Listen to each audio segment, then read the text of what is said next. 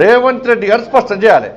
మీ ఆది నాయకుడు రాహుల్ గాంధీ గారు ఏ కులానికి సంబంధించిన వ్యక్తి, ఏ మతానికి సంబంధించిన వ్యక్తి, ఏ దేశానికి సంబంధించిన వ్యక్తి, ఆయన బీసీయా, ఎస్సీయా, ఎస్టీయా, ఫార్వర్డ్ క్యాస్టా?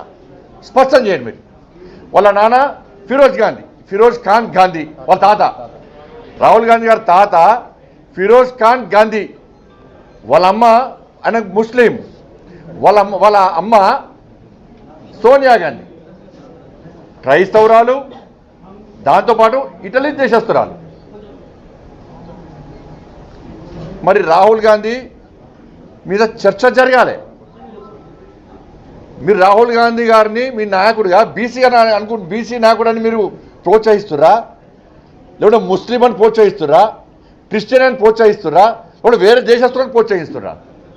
ఏ దేశస్తుడు, ఏ మతం, ఏ కులం? కులం లేదు అనకు, మతం లేదు, ఓ జాతి లేదు, ఒక దేశం లేదు. చర్చ జరగాలి, దాని మీద చర్చ జరగాలి.